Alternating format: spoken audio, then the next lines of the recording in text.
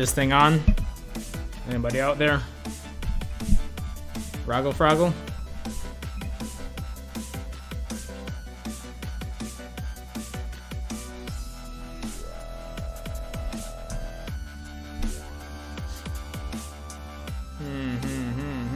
Testing 1 3 1 3 1 3.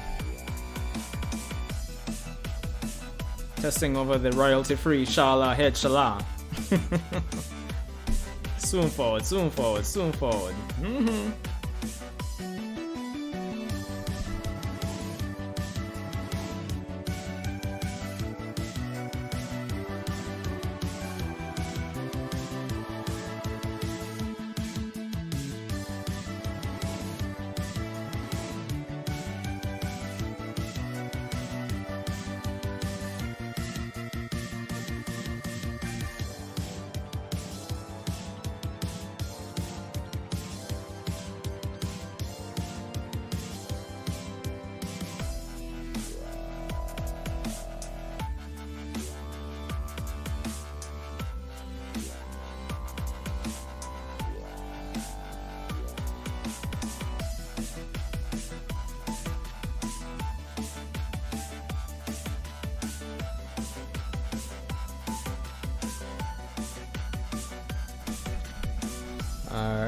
Alright. Let's see here. First of all,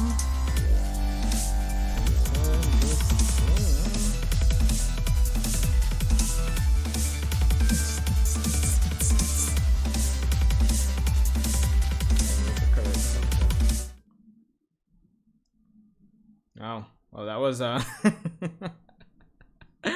sudden stop to the music there. Hold on. Not looking so spicy in terms of colors. Alright, so that's more like it. Okay. Let me just drop this over here.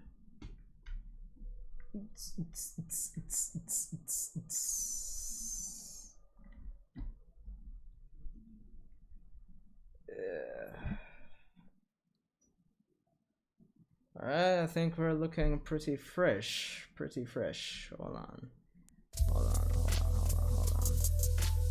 Alright, so I think let's make sure I'm centered.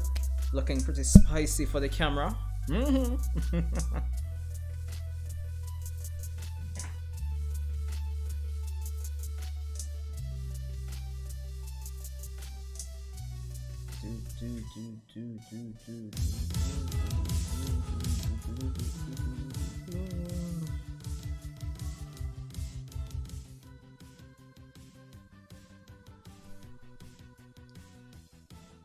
Alright, I'm looking fresh somewhat, and I think we are pretty much ready to go. Let's see how much person we actually have in here now. It's what, 7:10 now, 10 minutes late. Well, only one person. Well, to the one person here, how are you? Wagwan. Let's see. Yeah.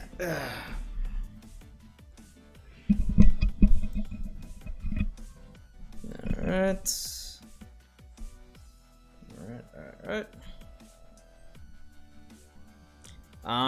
Can hear and see me properly, right?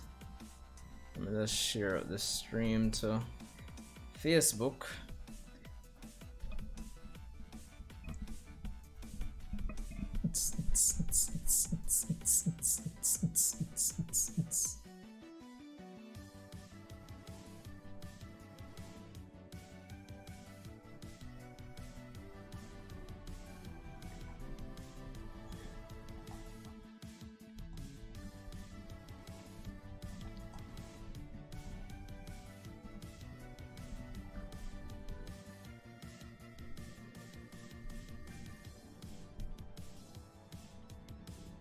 Alright.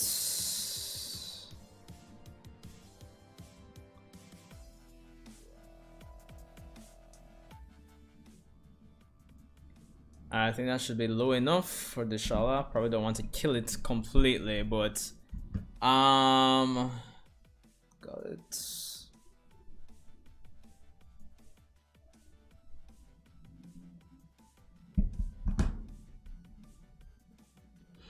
Alright, so I think we are ready. What's up, people? Or just one person for now, at least. Can you guys hear me properly? Everything is going smoothly, no stuttering, no anything.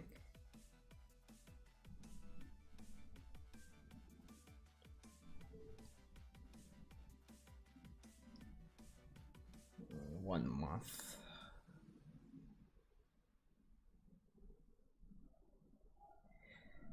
Alright, even though it's just one person, but hey, yo, welcome to the stream, guys.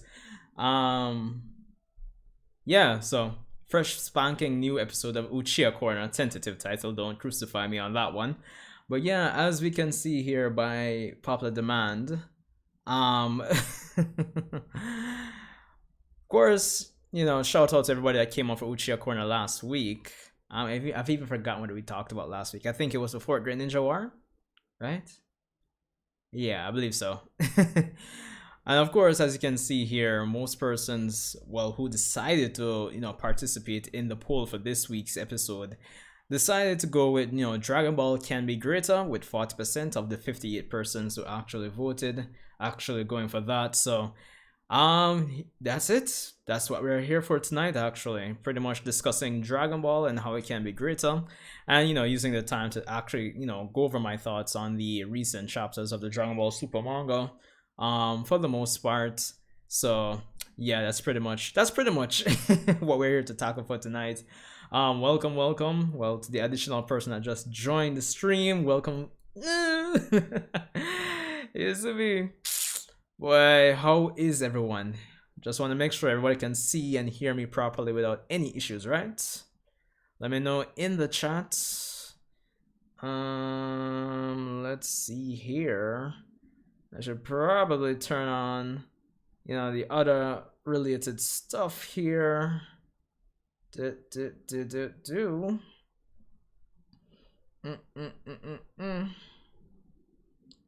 Let's see, I think we are good to go. Stream stuff. Alright, so that's looking more official, you know, keep it kinda looking like an actual stream, you know, or the typical cliche stream. Let's see. Alright, guys, remember to share out the stream. But yeah, anyway, I guess I'll just start. Once more persons join, we can talk more about it, or I guess I could wait a few more minutes for more persons to join, if more persons are coming in, if anything. Who is here in the chat? That's a better question.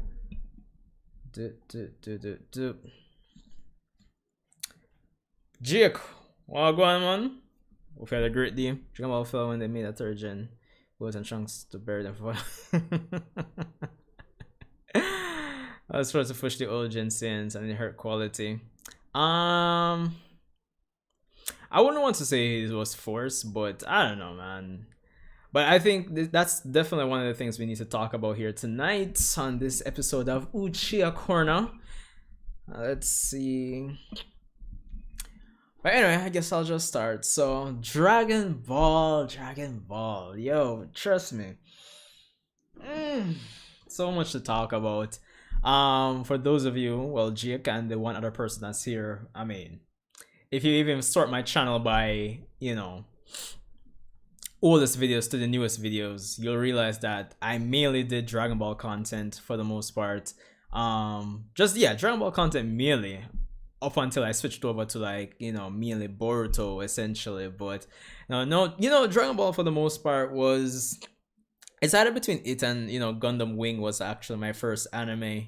And that was way back when I was probably 4 or 5 years old, and that was over 20 years ago. So it's crazy to see how far the franchise has come. And of course, for the most part, since 2013 with the release of Battle of Gods, Dragon Ball Z Battle of Gods, Dragon Ball, the franchise has had a resurgence, or another, you know, breath of life, you know, breathe into it.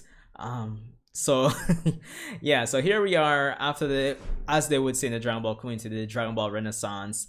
We are what, 8 years later, and here we are after Dragon Ball Super Broly, and we're in the middle of the, the Granolah survivor arc of the Dragon Ball Super manga. So yeah, but I honestly feel, as the title of the the stream says, and the thumbnail, Dragon Ball can actually be better than it currently is. So yeah, that's what we're here to discuss tonight. Can some just having Gohan Trunks from the series post tournament when they are 17 and 18? Yeah, I definitely agree, Jake. I'm of the belief that once they reach to the if and when they reach to the end of Z with Oob, characters like Gohan, Goten, Trunks, Oob, I guess if they somehow incorporate Granolah, I'm saying anyone, Bra, Pan, these are characters, once they, if things are set up right with them and actually they can like bounce off Goku's character, Goku and Vegeta, then we could actually have a really dynamic series going forward into the future of Dragon Ball. So that's something to actually take into consideration. But yo, we'll be tackling it.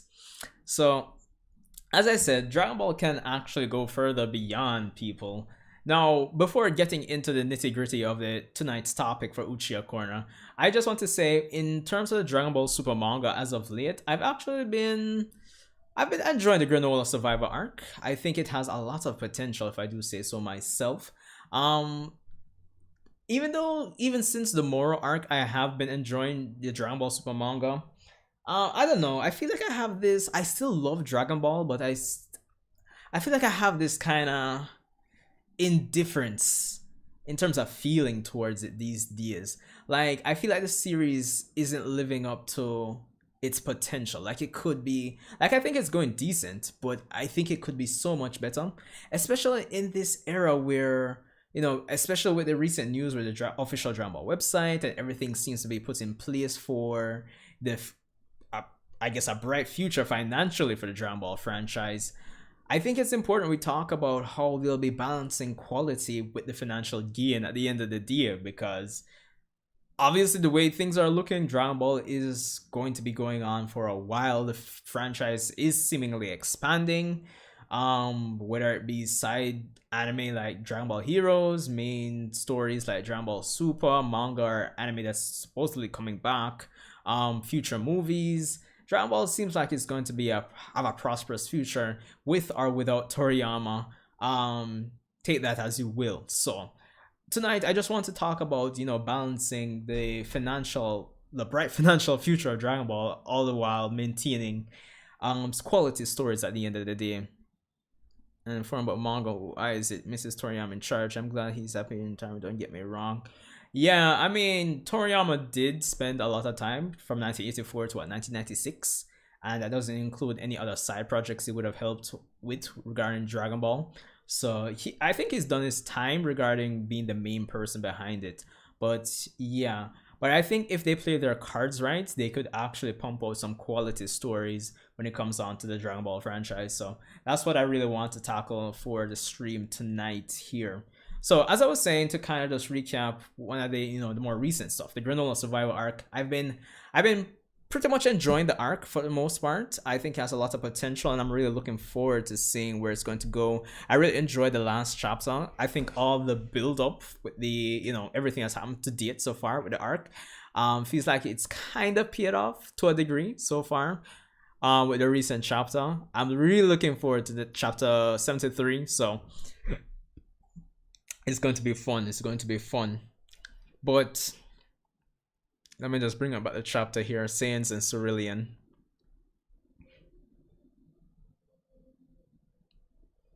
Let me just switch over.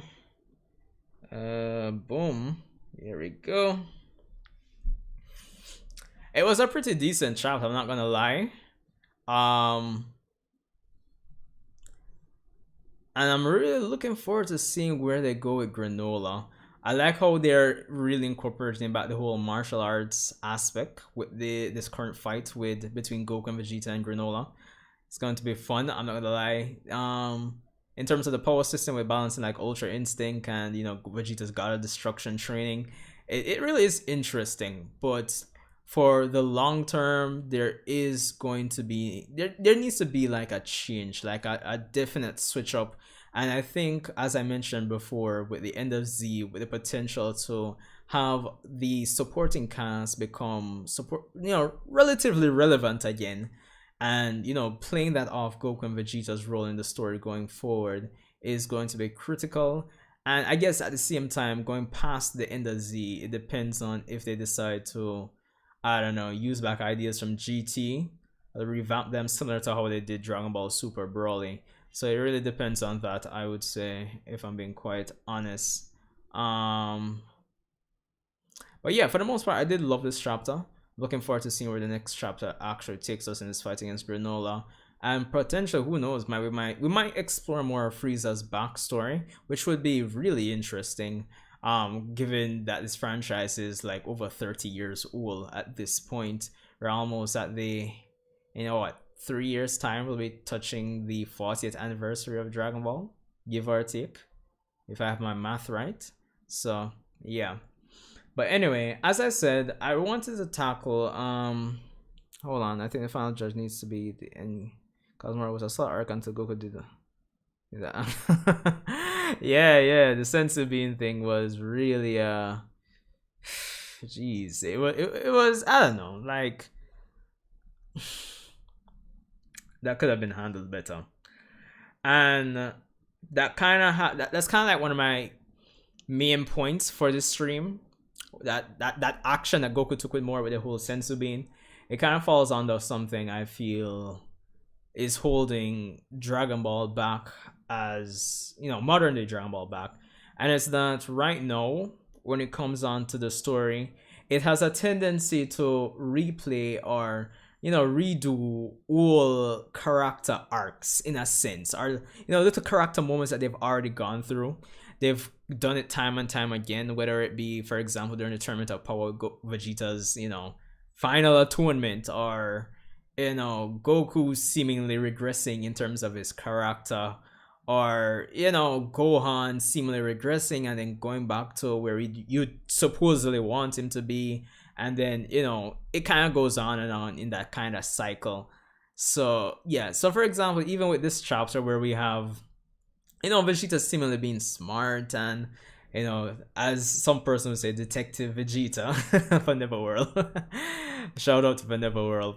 But yeah, and then probably later down the line you might see Toyotaro and Toriyama regress him to something else, and it becomes a frustrating, well, probably not a full-blown frustrating experience, but on like low-key it becomes like a frustrating experience, if I'm being quite honest. They knew the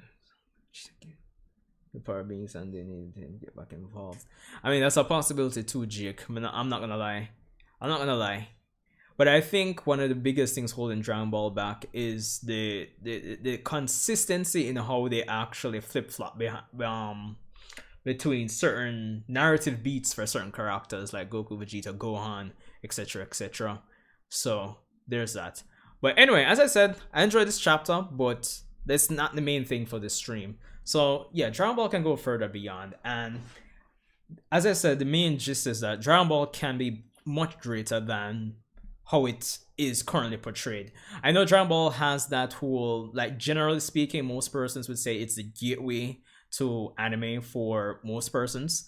And probably after discovering a lot of other anime, persons will say that Dragon Ball was good, but they'll probably say it's not no Death Note, or persons eventually dive into more complex series in terms of the story they're trying to tell. And it's not that Dragon Ball doesn't necessarily have very mature themes that persons can relate with, but I think in terms of the execution, in terms of certain things in modern Dragon Ball, it just isn't really hitting it. Or visually is without Saiyan and has an art by himself and strong, exploring some of the Saiyan lore. Yeah, that would be great too. Not gonna lie, that would be great.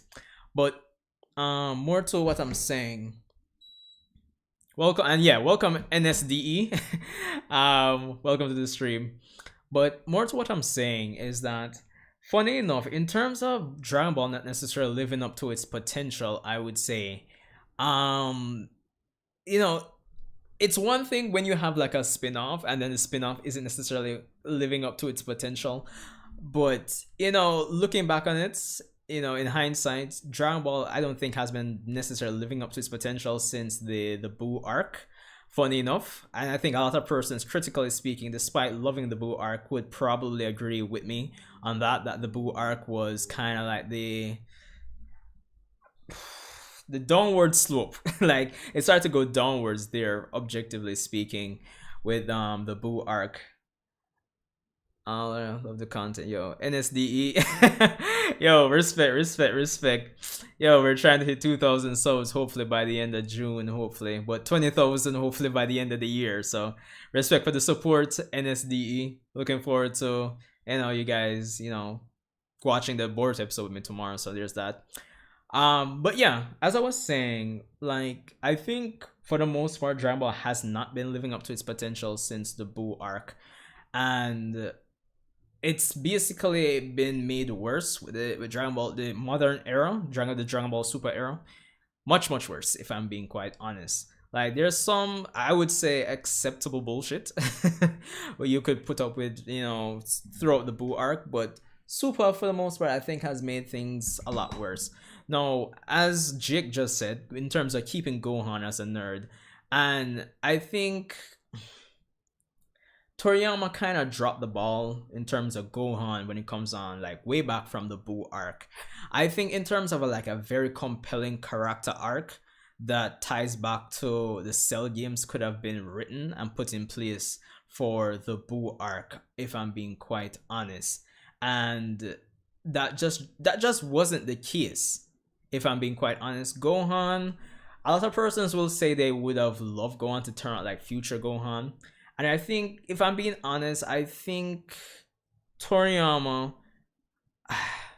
I think it's a case where since he kind of did things on the fly, probably if he had taken a break and really planned things more, the Buu arc could have been more compelling when it comes down to Gohan's character, if I'm being quite honest.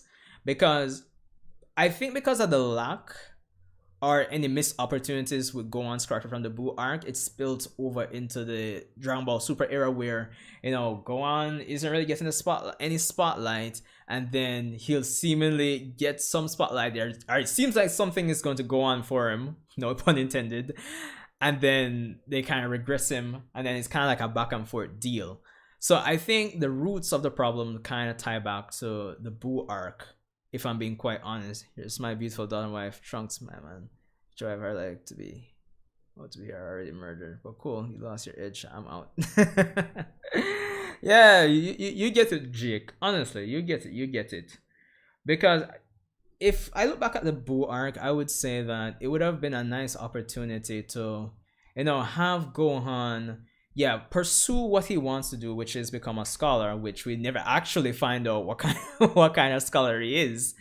But at the same time, I think an arc which would have brought Gohan in the balancing between wanting to become a scholar and actually training to become Earth's defender, would have been preferable by taking the fans into consideration. But we kind of switch it out for a quote-unquote cheap power-up Ultimate Gohan, which really amounts to nothing by the end of the arc, or even in Super for the most part. So it's kind of like, if it had a more character-driven thing with Gohan in the Buu arc, I think it would have helped fix any problems. I know we don't necessarily want to replace Goku as the main character. I think Goku could have still remained the main character, but still giving Gohan the appropriate character-driven arc to balance things between what he wants, but understanding that he still has a responsibility to progress himself and get stronger at the same time. Yeah. That would have been interesting to see Gohan actually, confront Zamasu or Goku Black. That would have been fun. I'm not gonna lie. Instead of just making it the Goku and Vegeta, the Goku and Vegeta show. So I definitely agree with that, Jake. But I think if we had Gohan had that arc, the character driven thing, we'd have had a better foundation for Super for the most part. I mean, at the end of the day, we could still have Goku killing Kid Buu with the Super Spirit Bomb, fine. But I think if the foundation was laid more so with Gohan and how that would actually, you know, parallel or bounce off whatever, you know, decisions you'd make story wise with Goku and Vegeta, I think it would have laid a better foundation for Super. Granted, we know there wasn't any plans for Super way back then, but I'm just saying in the grand scheme of things, looking back at it. So there's that. But yeah, Dragon Ball can go further beyond. Dragon Ball Super. A lot of persons would want to say this is like a Dragon Ball Super has been like a decent cash grab for the most part, and especially with, you know, recent times, as I said earlier, where things are being set up for, you know, the franchise's financial future being very bright, but at the same time, I don't think the full foundation has been laid for quality stories. There are a lot of elements in the story where we can exploit, but I don't think we are exploiting them when it comes down to the modern era of Dragon Ball. And of course, when it comes on to going further beyond with the Dragon Ball franchise, given that this is a series where it's not like a Samurai Jack where it's kind of episodic, and you know, when it comes on to supporting characters, it's like Samurai Jack might bump into a certain group of persons for this episode, but for the most part, we're really focused on Jack. A supporting set of characters may play a role between 1 or 2 episodes, and we might see them again in the future, but they're not necessarily necessary. They're not necessarily necessary to, you know, greatly enhance the quality of the story. But in a series like, say, Dragon Ball, where, you know, you have the supporting cast, bringing them back to the front lines and making them relevant is going to improve the quality of the story. And I think that's one thing that modern Dragon Ball is lacking. Granted, yes, it's become the Goku and Vegeta show, but like, I'm not saying I'm alright to myself, that's not the case, but honestly, there needs to be something in place to make the supporting characters have somewhat of a relevant role going forward. Character driven arcs, I would say. Dragon Ball is a series that's very accessible, very easy to get into. Even though the story might not necessarily be the most complex thing in the world, there are still themes that are, you know, can resonate with a certain level of maturity, I would say. So I'm just saying that the supporting characters are like probably the first step to the series actually becoming somewhat of a, you know, evolving into its true potential. See what you guys are saying. Rain go into the future. Go on returns for us. Easy to hear the timeline. Got here a little late. What's your opinion on Granolah? Seems like he's an interesting character, but doesn't seem like he's here for the long run. No problem, NSD. I feel like Granolah is an interesting character, if I'm being quite honest. There is a lot of potential, I feel, that can be exploited with his character. Probably, I know he's made the wish and he only has about 3 years left to live. But, you know, you could probably introduce any crazy, I guess, plot device to keep him around by the end of Z. Because his design, the fact that he, based on his abilities, at least with his right eye, he can forcibly bring down the fights to a more technical level based on how we've seen it on this previous chapter, and he could be the gateway to actually exploring, you know, characters who are fan favorites like Frieza, who didn't necessarily need to have their backstories explored, but having their backstories explored can, you know, bring a certain amount of enhanced quality to the story and potentially, you know, map the way out for like future arcs, I would say. So there's that. Well, again, in the future, having his anger base pour up to fight with his student would have been great. It's an easy change, no excuses. That's the thing. I think with the whole unlock potential and thing, the whole idea is that he doesn't necessarily need to depend on the whole anger aspect anymore. I think the thing with Gohan, the Gohan aspect of the series right now, what I feel needs to be done is like a multi-arc, like probably like 2 consecutive arcs back to back to really forge Gohan for the modern era. if I'm being quite honest. Because if they do something quick to bring him back, it's just gonna seem like the same old, oh, we need Gohan again, and after we're done with this arc, we're just gonna put him back in the bleachers. You get what I mean? So I think we need a long, like 2 arcs back to back to really have Gohan like a whole character arc within the Super era. The whole tournament of power thing, to me, that was lackluster, if I'm being quite honest. Also, they literally learned about scouters in the editing room and threw them onto a new character. Yeah, maybe. But that's the thing with Gohan. But yeah, in terms of the supporting characters, I think the main thing that needs to be done right now is they need to be put back on the forefront. Now, as I said, when it comes on to the end of Z, there is a wealth of supporting characters that can be, played around with, whether it be, Oob, Pan, Bra, Goten, Trunks. Gohan can be like a team lead kind of role for those characters, and we can bounce those characters as a collective group off Goku and Vegeta's further development. So that's what I would want to say. But at the same time, when it comes on to Goku and Vegeta, for me,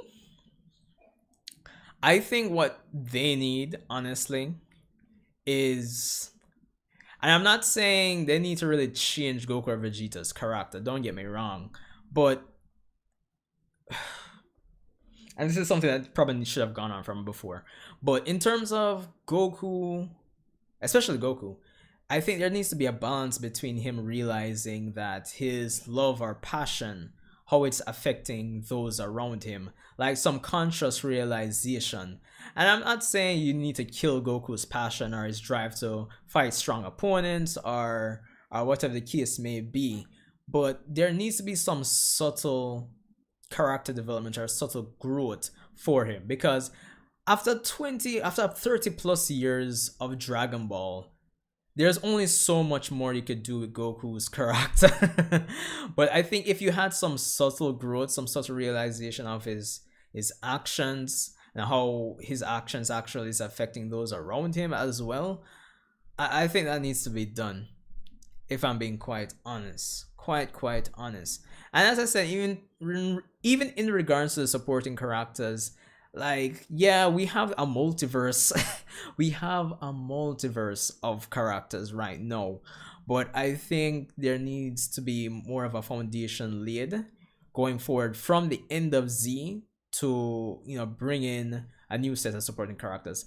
Okay, fine, maybe you don't want to bring in your Yamcha or your Tien or your Chaozu or Roshi anymore, fine, cool, but you have a number of characters that can play a role by the time the end of Z rolls around and going forward. I mean, they've retroactively made Oob way more powerful than how we thought he was by the end of Z. So Oob definitely must be playing a big role going forward, obviously. Goten, Trunks, Pan, these are all hybrid Saiyans who they've been marketed of having crazy potential.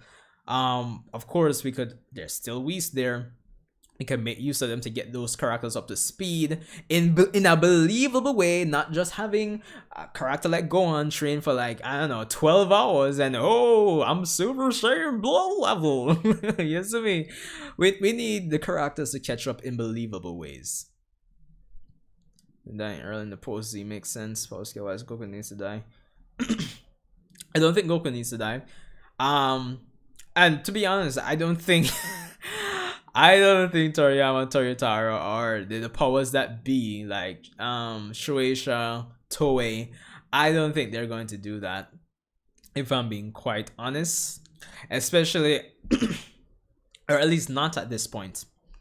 If things were set up much better, like say, like in DC or Marvel, you have a wealth of characters you could do comic series on.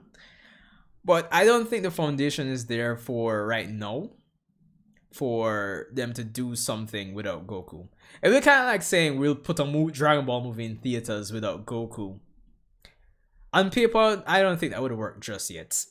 You get what I mean? So I don't think Goku needs to be removed from the story. I just think in terms of supporting cast that they can make use of, they just need to bounce those characters and their arcs, their respective arcs, in creative ways off Goku, or parallel them with some, with Goku in some shape or form is what I want to say, essentially. That is what I want to say. Jeez, Dragon Ball, Dragon Ball, Dragon Ball. And I mean, I think I might be onto something. I'm not saying I might be right in terms of all my points, but I think most persons would agree. Like, for example, Dragon Ball Super Broly, for instance, is or has been the best thing that's come out of the modern Dragon Ball era. You can let me know if you disagree, but I would say that. I would honestly say that. Now, don't get me wrong, I love Dragon Ball Super. It's been hype. It's been crazy. It's been fun. I mean, when Dragon Ball Super got announced and the fact that, I could actually watch Dragon Ball weekly again, not just on Toonami like back in the day. And, this would be like a series where nobody was ahead of me, like, or anything. Like, that was fun to know, but Dragon Ball Super, objectively speaking, it's really not that great. Honestly, objectively speaking, I think when I like looking back at it, I had a major problem with every arc in Dragon Ball Super. It's insane, if I'm being quite honest. Whether it was on the production side of the actual series, or the content of the series itself, the execution, power scaling, characters jumping up in power in some unbelievable ways, when they contradictions to establish lore, like, it's been insane. And I think Dragon Ball, as I said, Dragon Ball Super Brawl is the best thing in Super to date, I would say. Despite I was hyped for the 1-hour special against Jiren, but yeah, Dragon Ball Super Brawl is the best thing. And looking back on Dragon Ball Super Brawl, like, the subtle ways they tried to at least make a more, would complex be the right word? A somewhat complex story. I wouldn't want to say complex, but it's subtly, seems like there was more to it than your typical Dragon Ball Super arc when it comes on to narrative or themes, or it's more of those subtle stuff, subtly complex. Let's put it like that. Stuff we need for Dragon Ball, because at the end of the day, we don't necessarily want to change Dragon Ball to Death Note. You see me? That's not the aim. Dragon Ball at the end of the day is a fun, fighting, comedy, easily accessible story where we can enjoy and have fun. So yeah, we don't want to make it necessarily complex, but what we need is mature themes that can be explored in a fun way, is what I want to say. I think that's the best way to describe in terms of what Dragon Ball needs to be, really put its potential, put its writing to the next level, if I'm quite honest. That's what Dragon Ball is on for. Great. Yeah, I mean, yeah, Dragon Ball Super is fun. It's fun. And I mean, in terms of accomplishing that goal, fine. But I think that's just like the surface level. Like, I think if you take any arc of Super and start breaking it down, like go beyond just that, you're met with like a bunch of writing issues that you'll just have to. It's not even a subjective thing after you go beyond the surface of it just being fun. It's really objective in terms of the problems that Super has, and I think most persons would agree. The fact that you can say Dragon Ball Super is nowhere as good as Dragon Ball, which of course is Dragon Ball and Dragon Ball Z. So I think that's saying something. That's funny, Jake, because GT. It's hard to say. I'm being honest. I don't know which one I would put over the other, but if I were to put one over the other, I wouldn't really put it by far. So, like, for example, if I were to say Dragon Ball Super was like a 5.5, GT would be like a 6 or a 6.5, or vice versa. If GT was a 5.5, Super would be like a 6 or 6.5. So the difference between the two, the difference between the two isn't that much in terms of quality, I would say. They're saying Goku knowing what kissing is. Yo, listen. Yo, I think with the whole kissing thing, they were going for like a joke, but it just doesn't work. They're like, I know they want to keep Goku's character a certain way, but like certain jokes just wouldn't make sense. Goku after having two kids, I don't know how the Japanese audience reacted to that. I don't know, but you know, you have jokes and then you have complete nonsense. So that just didn't make any sense if I'm being quite honest, honestly. But like a rough rundown of why I say Dragon Ball Super, or the modern Dragon Ball, which yeah is Dragon Ball Super, isn't really living up to its potential. Because for example, after Battle of Gods, right? And Resurrection F. Like when I heard on, I think at the time it was what, Saiyan Island.com. I don't think they're up anymore. But the point is, when I heard about the Dragon Ball Super coming out, I'm like, yo, hype, 2015. It's like second year of university, essentially. And I'm like, yo.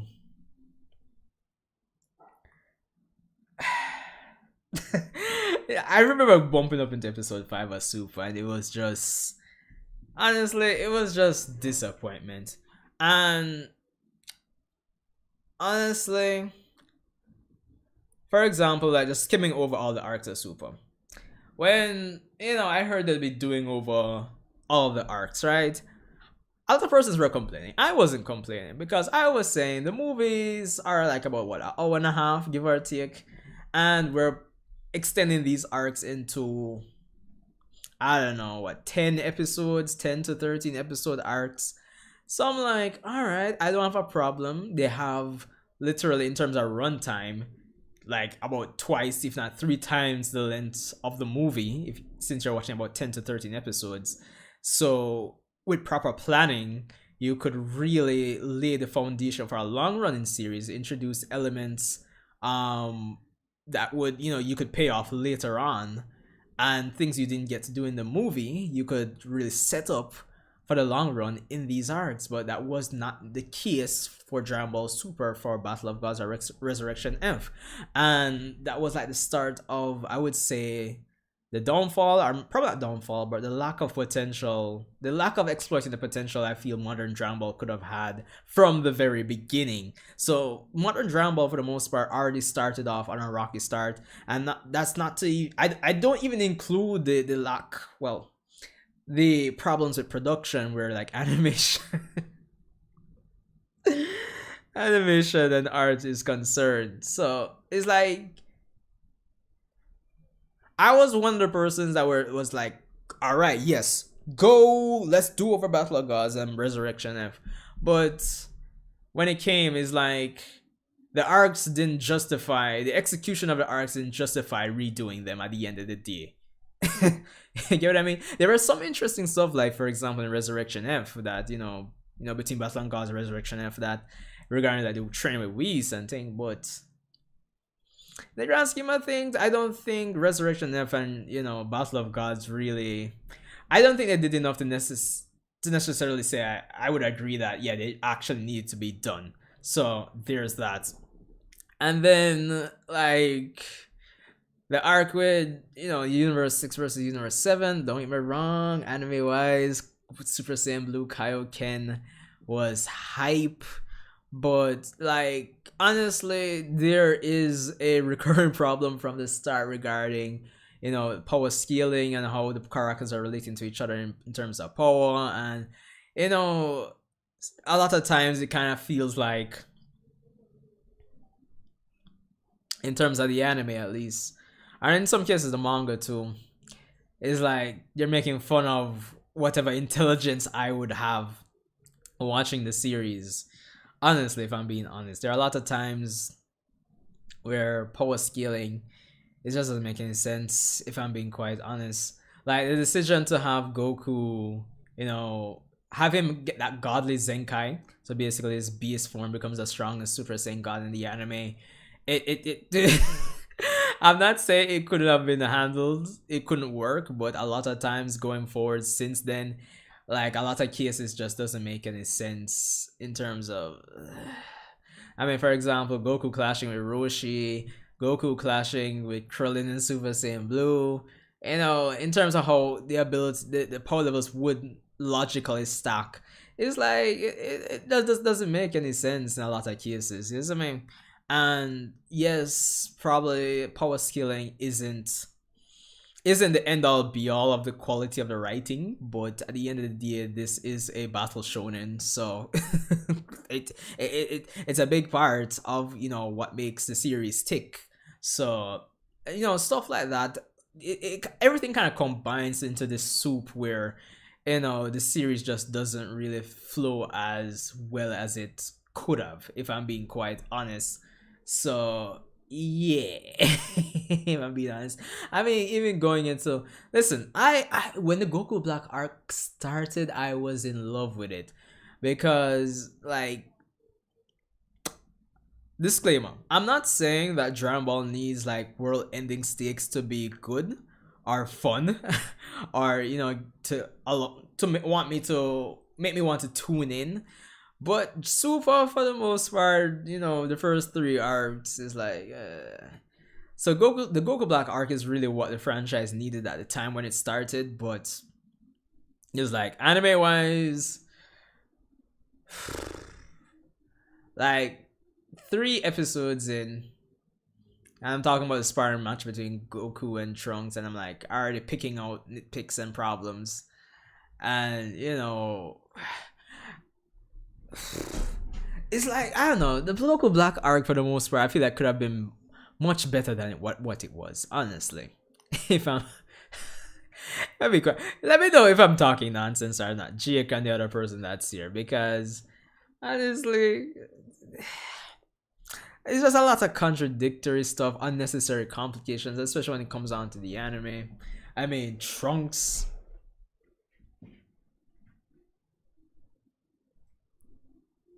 When modern big series, I might remember Stone, the next gen. Now that means kids lead the series. Yeah. Yeah, I don't think it's as black and white as just don't let them lead the series. It just depends on execution. Like I'm a kind of guy where I don't view a lot of things in black and whites. Like it's not this or that, but it just depends on execution. If I'm being quite honest, honestly.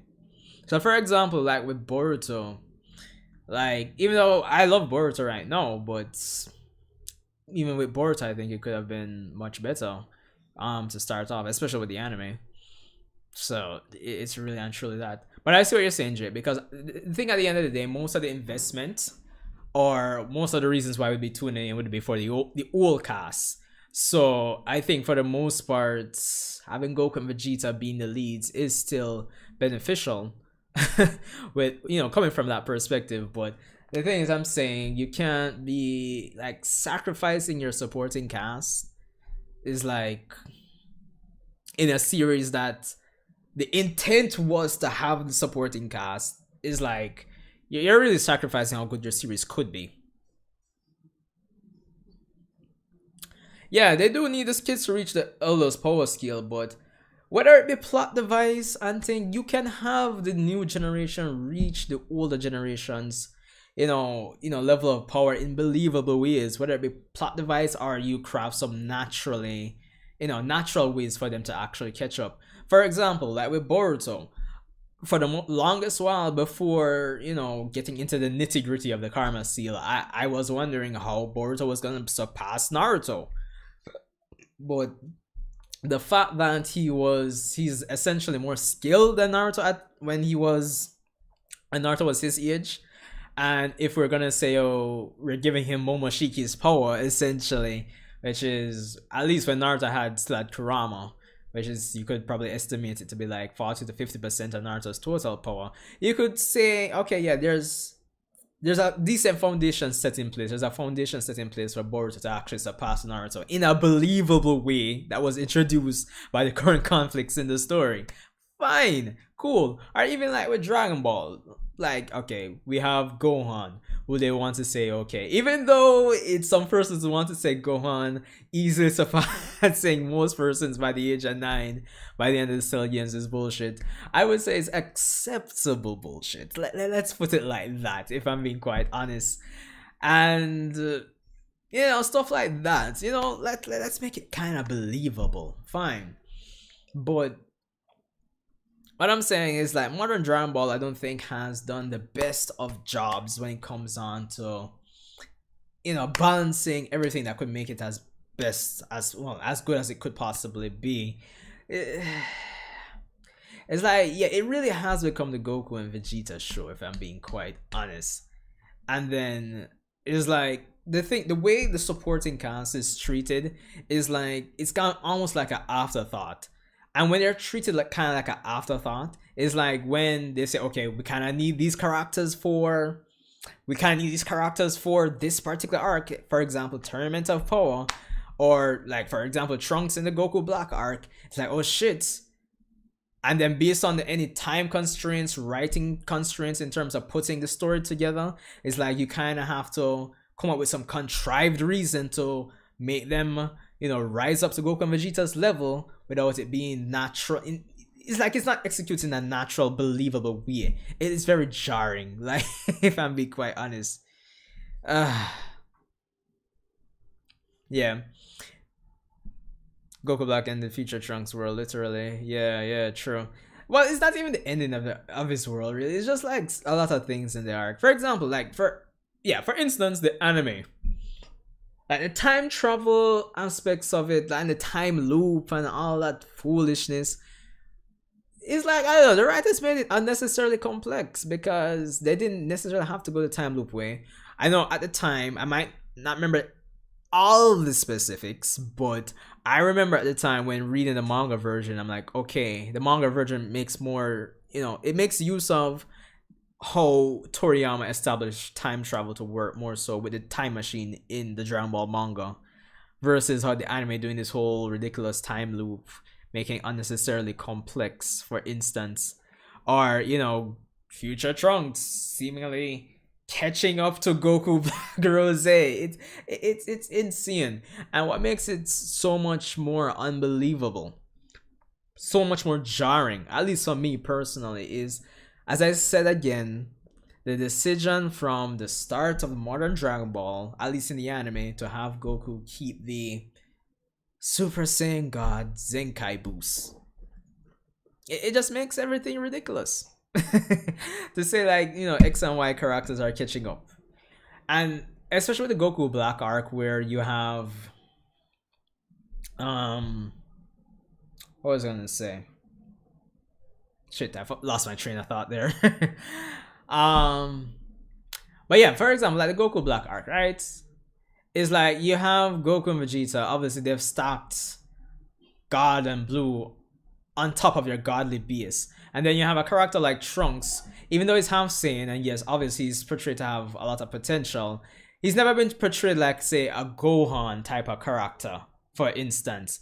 So to have him be as strong as he was in the Goku Black arc without, you know, a natural, you know, build up to him getting to that level of strength, it's very jarring.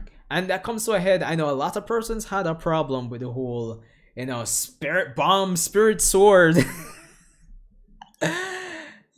that was the worst, brother. The worst, honestly. So yeah, it's little jarring things, like, well, quote unquote little jarring things like that that actually kill the quality of Super or modern Dragon Ball for me. And then it's like every character, you know, going into the Tournament of Power, every character is, oh, every character is a genius. Every character has this crazy potential. You know, it's ridiculous. It's insane. Yeah, I don't think I would have a problem with that. It just depends on where they go with it. In terms of Goku, I have heard persons say that Goku would be probably losing, you know, God Ki by the end. But who knows? I don't know. Probably. Guess we'll have to wait and see. We might have one more arc after the Granolah before the end of Z, which is ridiculous because I think it is time for the end of Z. 2 years from now, it's going to be 10 years since modern Dragon Ball started, which is insane to me. I think we can finally go towards the end of Z. If I'm being quite honest. But to finish my kind of coverage of the arcs, Tournament of Power, I like the concept of it. But honestly, I had a lot of problems with the Tournament of Power, if I'm being quite honest, because it's just a matter of consistency for me. Because a lot of the things in terms of like Goku and Vegeta and their stamina and their progression in power is like them increasing or improving that quickly within that 48 minutes. I'm like, yo fam, where was this level of improvement during Goku Black? you get me? It just didn't make sense. It just has a nice level of consistency was not there. And like a lot of persons would say, another issue would have been the fact that a lot of the arcs don't necessarily inform the other. They're almost standalone. It's like, things kind of flow with the original Dragon Ball series from, the start till Kid Buu. But it's really not the case with Super. And it's kind of like one of the problems I had with the Boruto anime specifically, where a lot of the arcs felt too self-contained. So you kind of feel like you don't know where the series is going, or it doesn't really flow, organically. One arc really informs the other. So it's not like that. It's not like, we fought Vegeta and Nappa, we need to wish back our friends, our only option is Namek, we gotta go there. It's not like that. It's like, okay, we finished Battle of Gods. Oh, Frieza shows up. Beat him. Oh, we're training. Oh, Champa shows up. I think the only somewhat connectivity would have been between, Zeno by in the Universe 6 and the Tournament of Power. So, yeah. Well, hence why I say I think Dragon Ball Super Brawling has been like the best thing. Between it, the Granolah arc isn't bad so far. Moro, I think, was great at first, but kind of went slightly downhill towards the end, I could say. But I like how I like the fact that it seems like that arc kind of informed the Granolah arc, so I like that. It seems like as the further along we go into the modern Dragon Ball, the more we're correcting the mistakes from the start. So I like that. But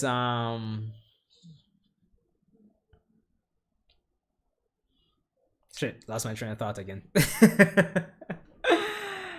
But I think most problems with modern Dragon Ball, as I said, really kind of are put aside with the Broly movie. Despite, as I said, despite the whole, Broly in the movie jumping from, BS Goku and Vegeta, or at least BS Broly full power was Super Saiyan 2 Vegeta, Super Saiyan 2 Goku leveling his BS. Despite the ridiculous jumping power, and it really is a ridiculous jumping power from, Super Saiyan 2 Goku and Vegeta to Super Saiyan God Goku, and to basically almost Gogeta level. It's ridiculous. I find like the whole Broly thing isn't as bad as a lot of the ridiculous power jumps from before.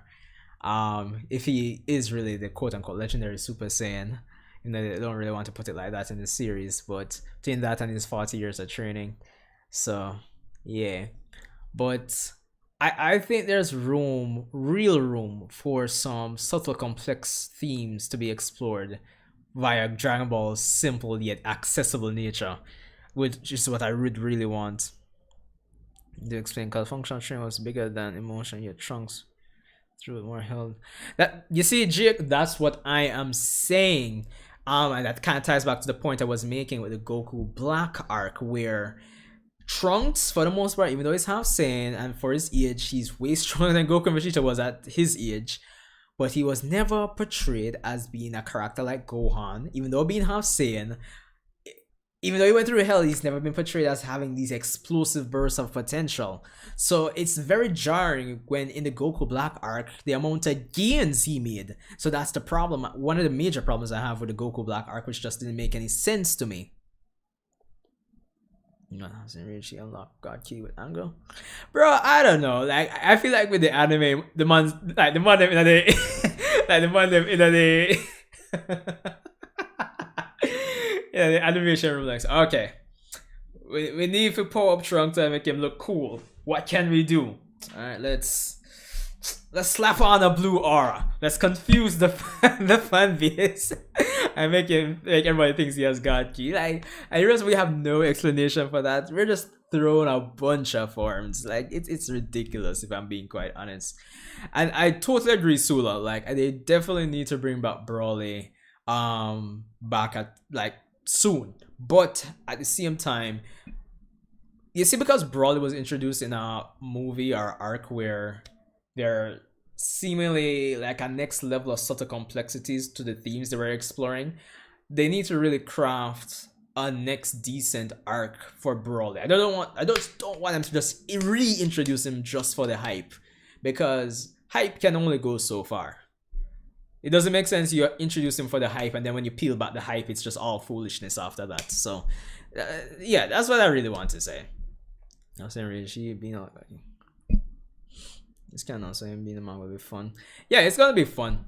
I just want them to introduce him in a nice, decent way that makes sense and it's relevant to whatever, story beats they'll actually be exploring. So yeah, but yo, speaking, I mean, the Tournament of Power was not the best arc ever. It was hype. I was really hyped for the 1 hour special, but I think between Broly, Gohan, the other supporting character they could probably focus on by the end of Z, they need to lay the foundation for that and then start reintroducing back the multiverse characters like Jiren, the Pride Troopers, other characters. Probably could build up to some epic finale. But who knows, because the way things are looking right now, Dragon Ball seems like it's gonna go on forever.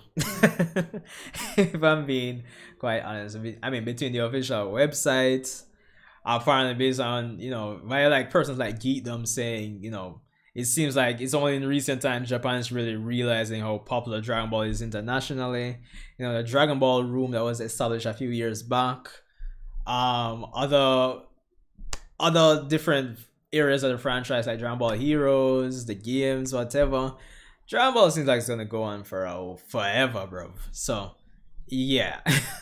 But at the same time, I think we need a long winding arc. And honestly, as the years go by, you'll more than likely see more or different writers coming for Dragon Ball. That's gonna be an interesting thing. For example, even like with the Yamcha manga, that was fun.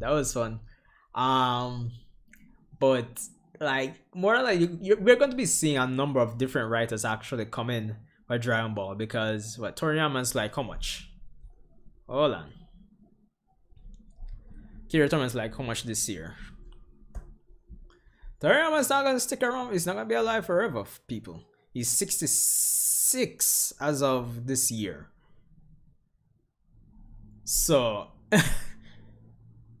I mean, as much as they want to, they love including his name, and it's always hype, and it gives us as fans warm fuzzy feelings to say, oh, Toriyama's writing the story or whatever the case. He's not be alive forever. But the way Dragon Ball is, more than likely Dragon Ball is going to be featuring a lot more writers apart from Toyotaro does seem like he's gonna be heading things at some point, more than likely, but we might see a emergence of a lot more writers. For example, like even like with the Naruto franchise, during the course of the Naruto New Era project, where we had a bunch of writers coming for the novels, the CM novels that we can seemingly get some decent adaptations for in the Boruto anime. But hey, I'm not bitching, I'm not complaining. But yeah, Dragon Ball honestly needs to evolve. Do you have Dragon Ball over Naruto as a series? Shit. Are we just saying like original Dragon Ball? When I mean original, I mean like the original manga, Dragon Ball to the end of Dragon Ball Z versus the 700 chapters of Naruto. That's what we're comparing. If that's the case, oh, shit. What did I say? I don't know. I feel like it's a tough one. Hmm. I'm thinking. I'm thinking. I don't know. I mean, I don't know. I'm tempted to say I might have Dragon Ball just a bit over Naruto. Might be, might. Don't crucify me. I'm kind of. I guess it depends on the day you catch, man. If I'm being honest, probably today I might say, yo, I might have Dragon Ball over Naruto, and then another day I'll have Naruto with Dragon Ball.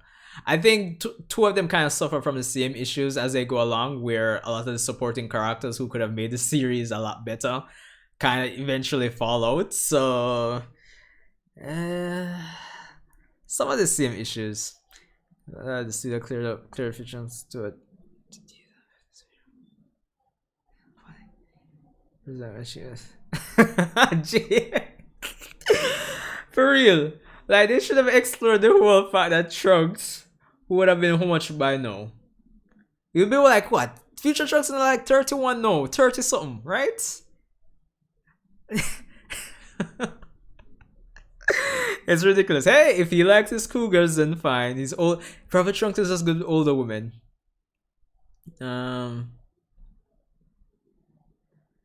It's Naruto Part 1 greater than Dragon Ball.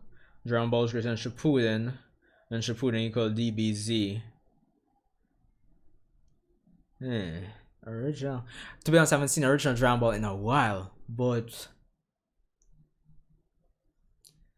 yeah, that might be the case for real. For parts that Part 1 might be better than Dragon Ball. Might be. It might just be. Well, then again, based on the whole Naruto vs. Naruto Shippuden stream, you guys, by now, well, the way I usually judge if one series is better than the next is usually how well does one series achieve its goals versus does this series achieve its goal better than how this series achieves its goals.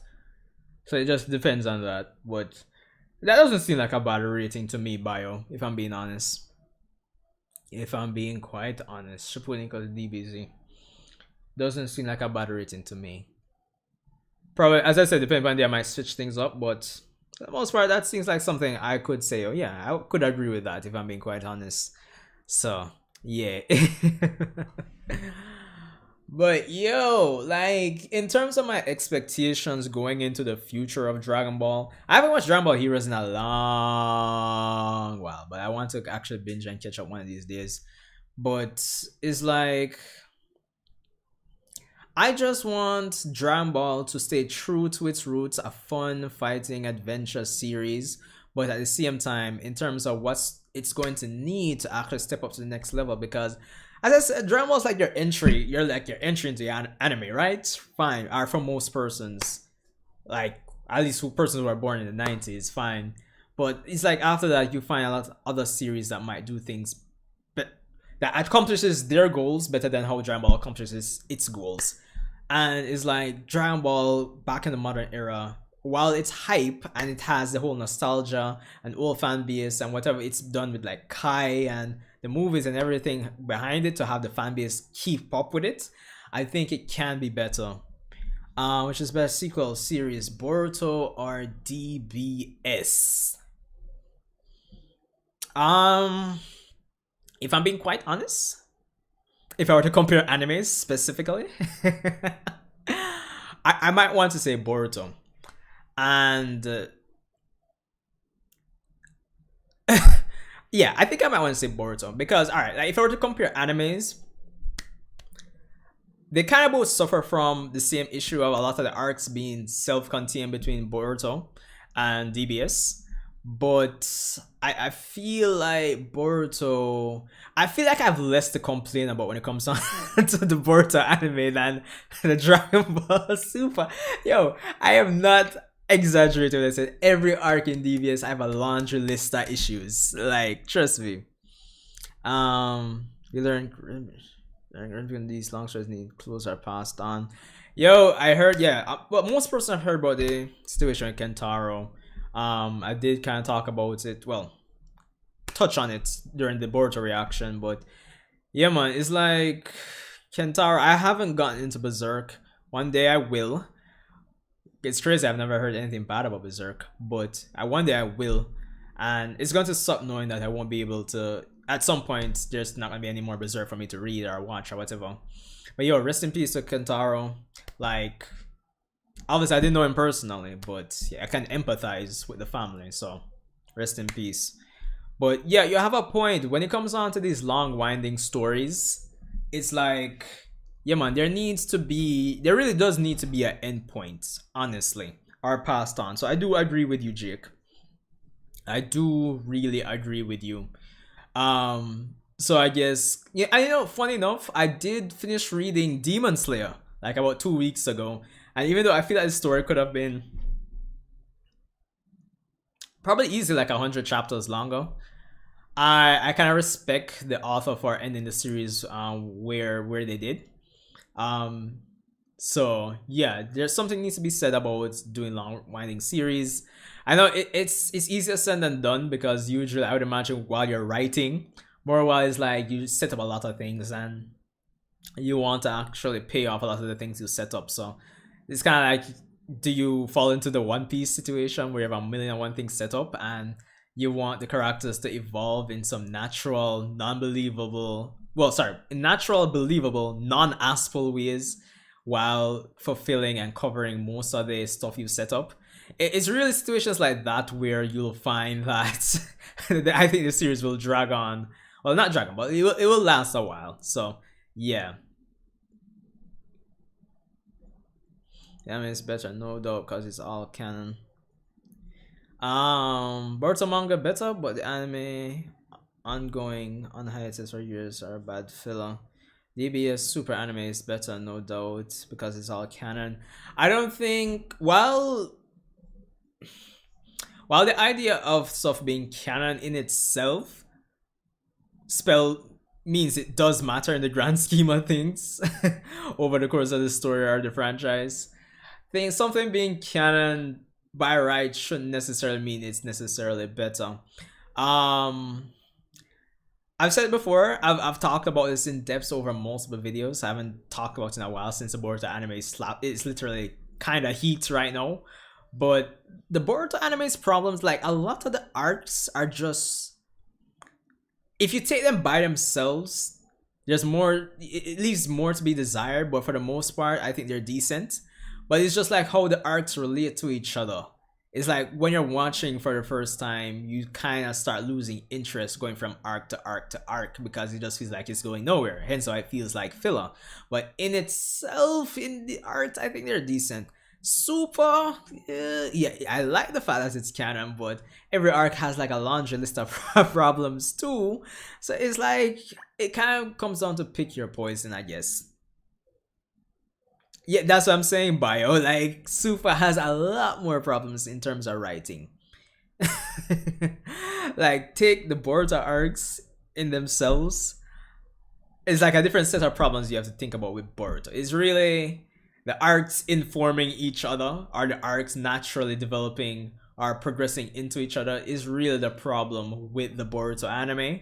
And as a result, it doesn't really allow us who would be coming from the Naruto days to want it doesn't compel you to stay tuned in, if I do say so myself. You know, it might be an exception like me who like, let me just watch it since I'm already up to date, let me watch the new episodes every week, or at least before the current arcs from the manga were being adapted. But it's a bit, I think Boruto from a writing perspective has less problems than Super, so that's it. Bio, they say Attack on Titan, if it's still in my top 5. Jeez, peace. It's a tough question. Did you watch my video discussing my recent Attack on Titan video? Did you watch that bio? Where I talk about it. Alright, so the ending for Attack on Titan has fallen from a 6.5 to like a 5 out of 10 for me, chapter 1. Is it still in my top 5? I don't know. Channel, I don't know, bio, honestly, because really and truly, it's like a lot of times I will say, like for example, like with the Goku Black arc, where the ending, certain things in the ending of a story can just make the entire story worthless. But I don't know. I got into Attack on Titan just a few months ago, and I was really blown away by how good the story was. The execution, a lot of times, even a lot of things I didn't catch on to, like literally when I watch review videos or anything, I'm like, oh shit, this is like the best thing since sliced bread. You see me? But I don't know, man. Isayama really fumbled the ending. It really fumbled the ending, honestly. I could probably say it might have moved from my top 5, might be, but I don't think I'll put it lower than my top 15. If listen, I don't have a list I've written out to say top, but it's me. Like I would usually say if I had a top 5, but yeah, I made a top 15. I don't think I'd put it outside my top 15. I'm still hoping the anime can fix a lot of the problems of the ending, because even though I empathize with a lot of the criticisms that persons have made with the ending of Attack on Titan, I strongly believe that a lot of the problems stem from the fact that Isayama decided to leave the ending too open-ended, or at least he didn't, there wasn't enough pages to really give enough context for the decision. So for example, personally speaking, I don't mind that Paradise got destroyed, you know, because for the most part, you never know. Paradise could have been a super world power, and they could have become the next Marley and implemented a dictatorship, and that could have been the reason that that Paradise got destroyed. You never know. You see me? And that in itself would have still fell in line with the whole theme of conflict will always progress. But we just don't have that context to say. So the only thing we can only assume is that they destroyed Paradise because of the rumbling. So that's the thing. So depending on how the anime actually implements things, I think he can fix a lot of the problems that the ending had, but not all of them. Not all of them. So yeah. Bro, like, in fact, I still question if Marcus would rather die with Eren or have kids with John. It's my only issue. Again, if you guys watch my video, my latest Attack on Titan video, personally, I'm not a big shipper, but yeah, just throwing it. The thing is, we don't know if it's John, but there's more evidence to say it's John than anybody else. The problem is not the fact that Mikasa got with John. The problem is that it's just thrown in your face. It's very jarring. There's no build up. There's no nothing. It's like the Naruto Hinata situation, but probably even worse. Yeah, there could have been build up, but it's just thrown in your face like that. I would have been more content if Mikasa just adopted somebody, like a child, and I don't know. There's just no context there. Honestly, forced to making a sequel. Well, until the sequel is announced, then fine, but I don't know. I'm waiting on an interview with him. And then like, the rough part is, even if we get an interview relatively soon, I mean, how much details is Isayama going to reveal? Like, how much of the truth will he say? Yeah, so that's the thing. So young to work on a sequel, he needs to pursue blood. Well, I think what's more likely going to happen is that with how things ended with 139, it might, if they do a sequel, it might be anime only, if I'm being quite honest. It might be anime only. So, yeah. But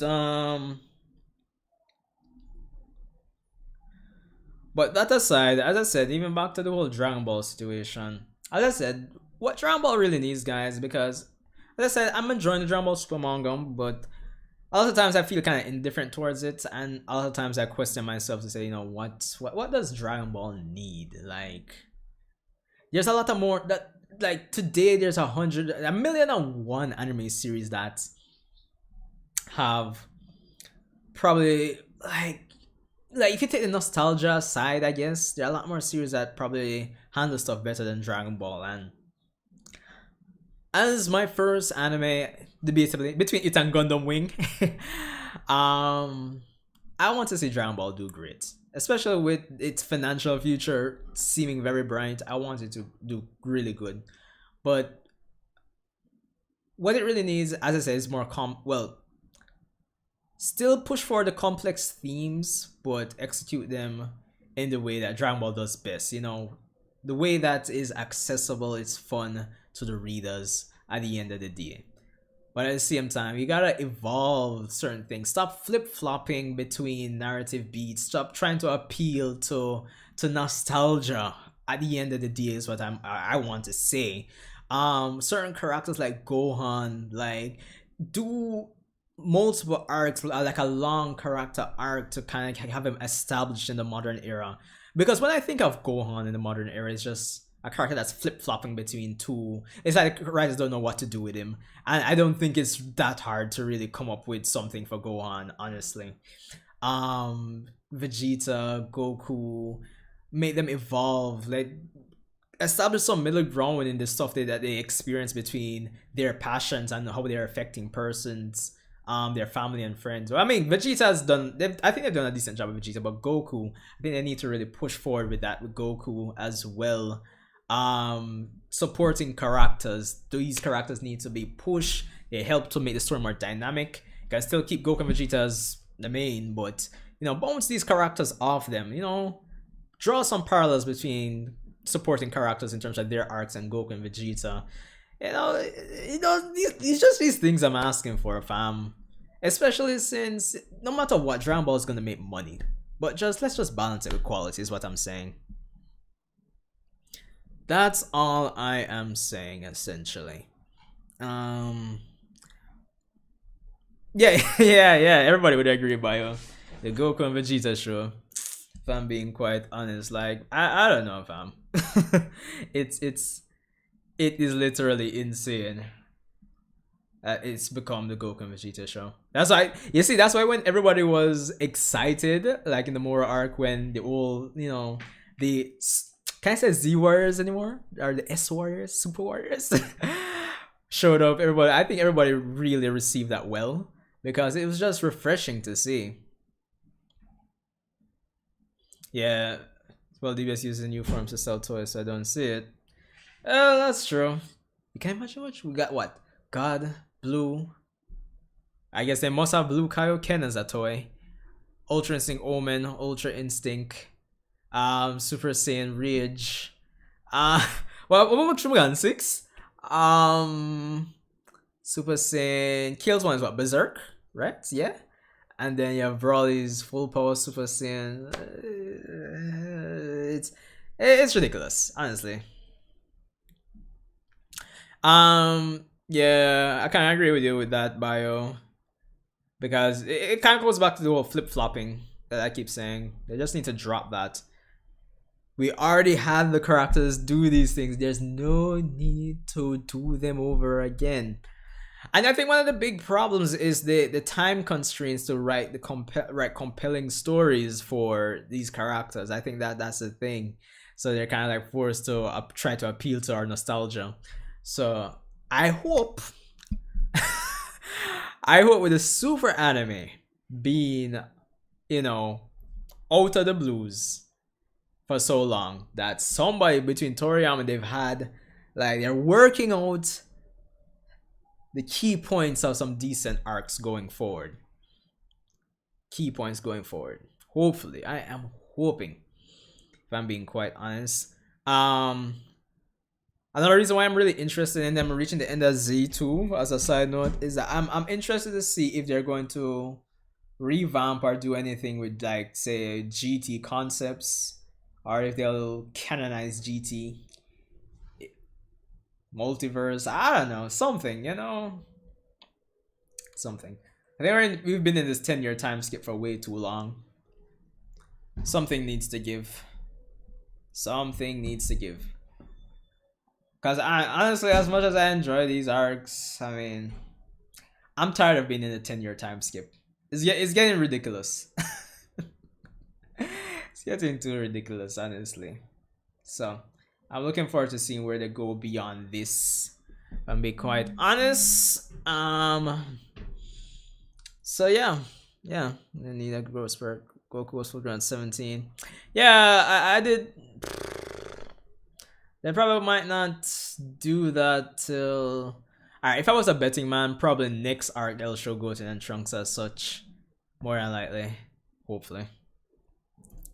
But I don't know. It's tiring. There's a lot of things to be made use of, potentially speaking, with Dragon Ball, but it needs to go beyond where it is right now, honestly. And I think, call me crazy, but I think the things I've listed here are the winning formula.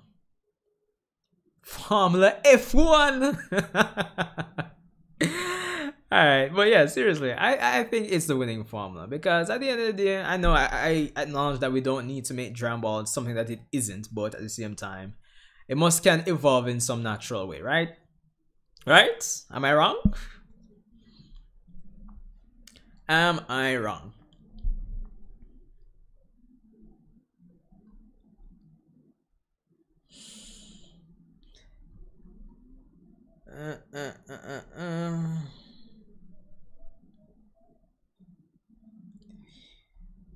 Let me see. Is there anything I'm missing? Dragon Ball Super. Nah. I feel like I've touched on it. Most things that I've wanted to touch on. Really. I mean, as I said, most of the issues kind of start from the Boo arc till now. Super's kind of fumbled itself from the beginning.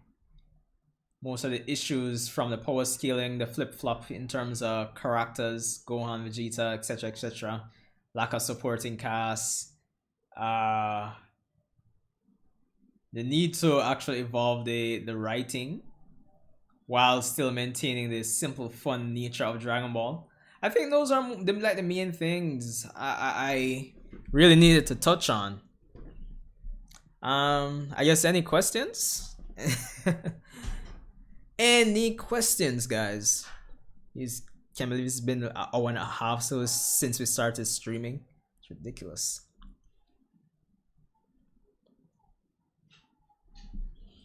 Smart body and kid's body. It's a raise an old man with his. Yo, trust me.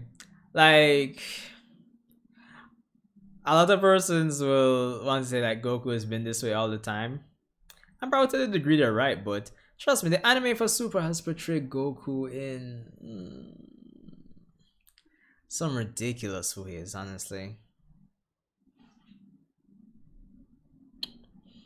Bio.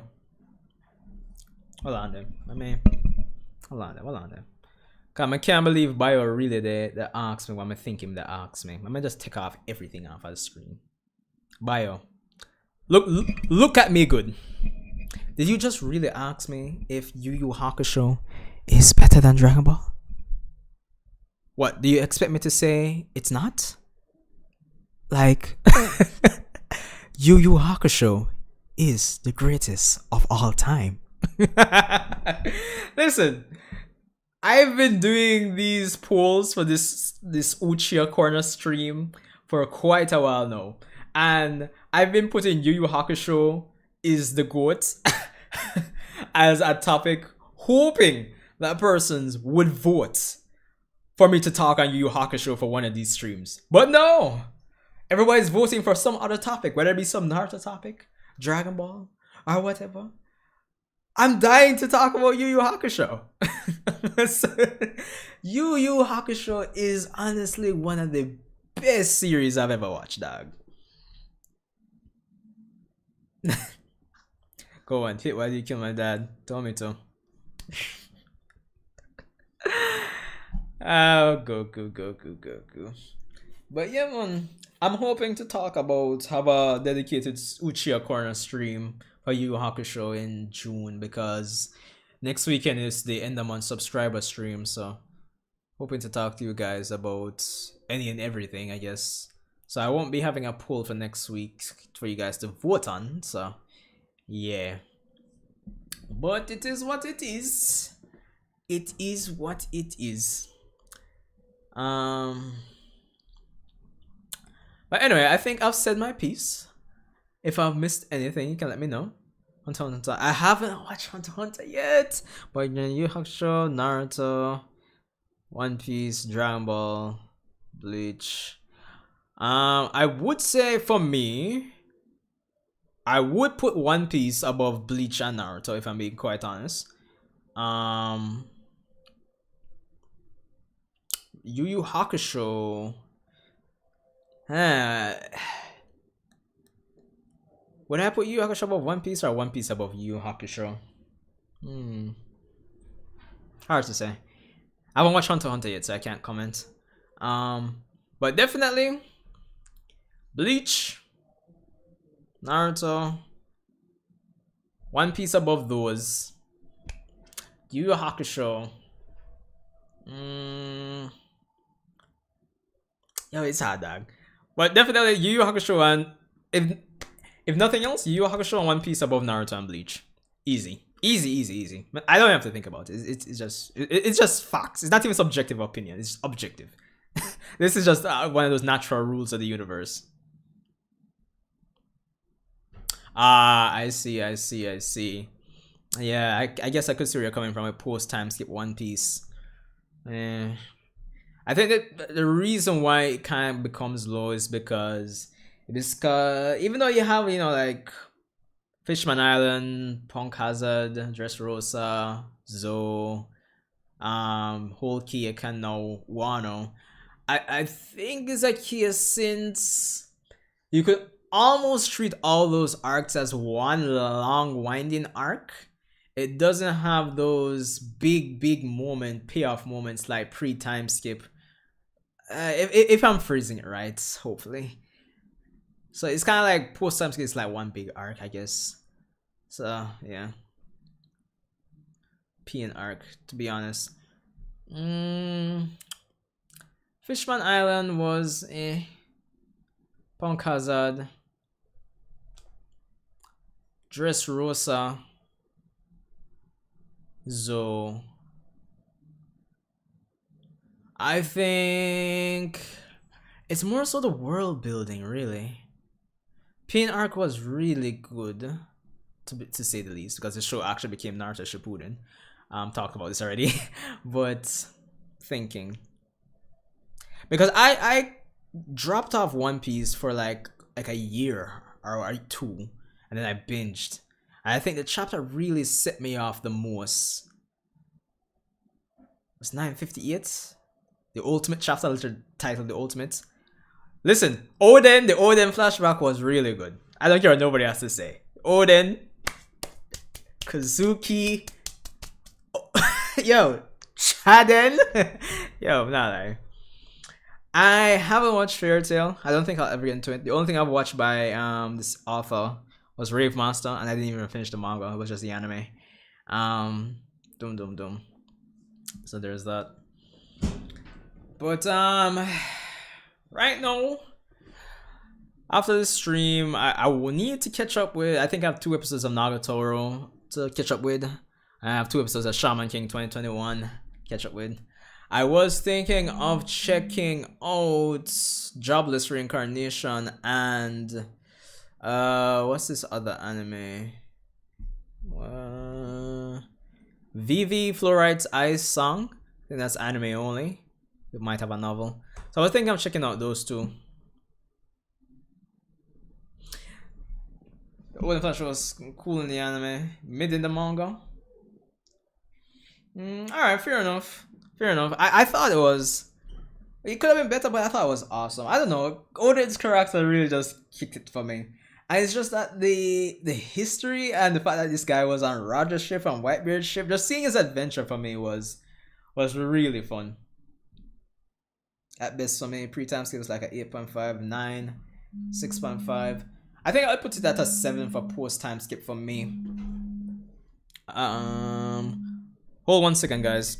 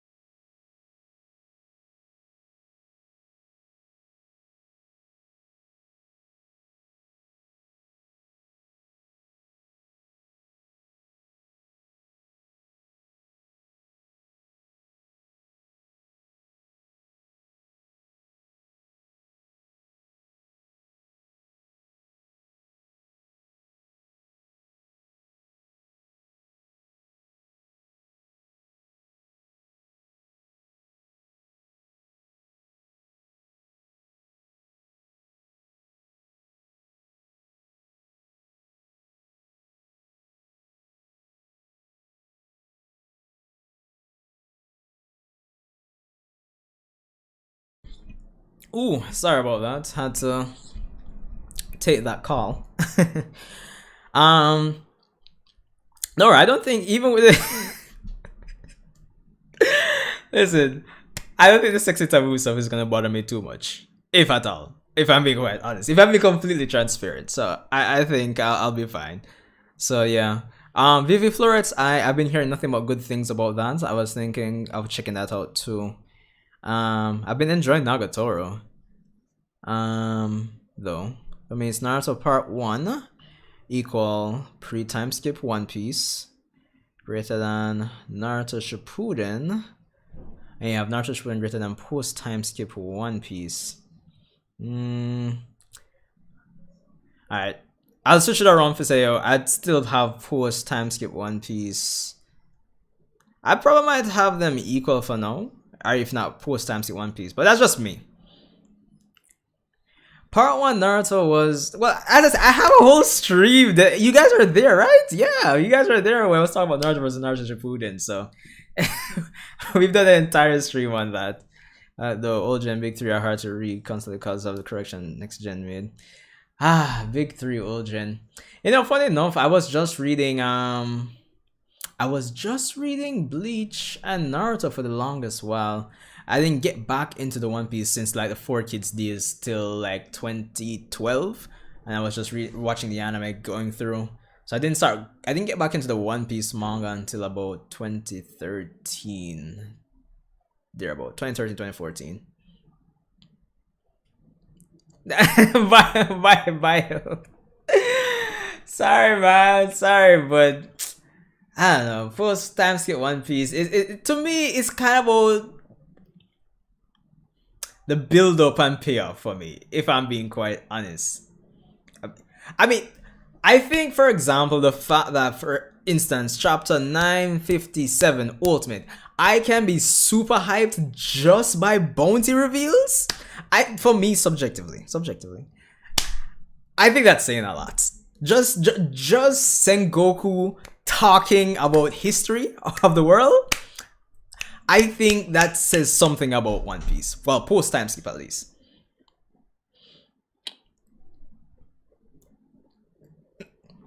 Alright, fine. It's just build up. Alright, fine. It's just build up. Fine. But I have been enjoying post time skip One Piece. The anime specifically makes it harder to enjoy, I would say. Manga wise, is not as bad, even though, yeah, just as long. Yeah, bounty reveals are hype, dog. Pretty hype.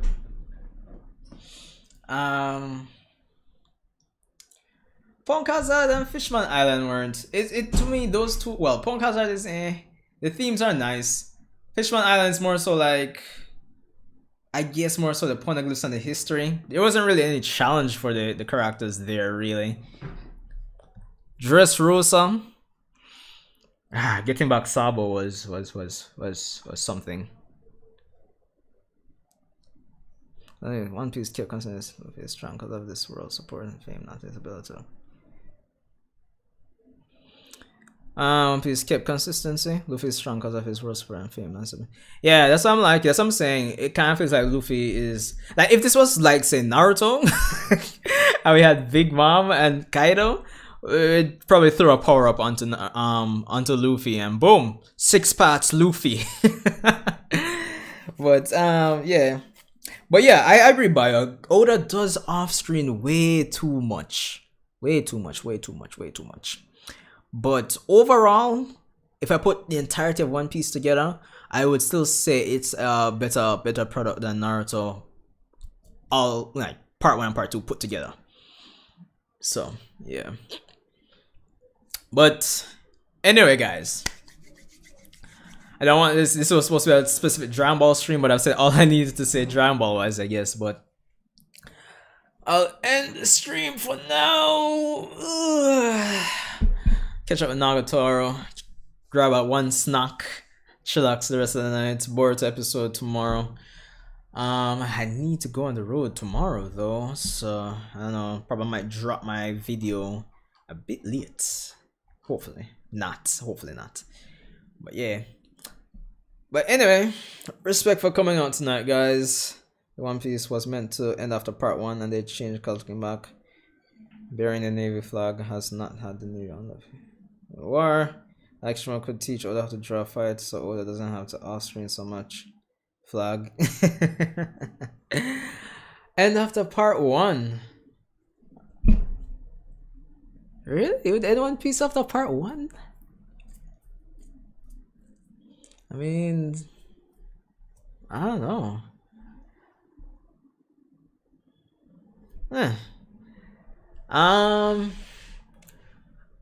I mean, he could draw the fights, but I think the problem is why Oda off-screens the fights, and this is just my opinion, could be wrong, but I think it's a case where, and I've heard persons say this already, where they wouldn't really consider One Piece to be a battle shonen, even though it has a lot of fights, but like, you know, like some person would say like Attack on Titan at one point was like a seinen disguised as a shonen.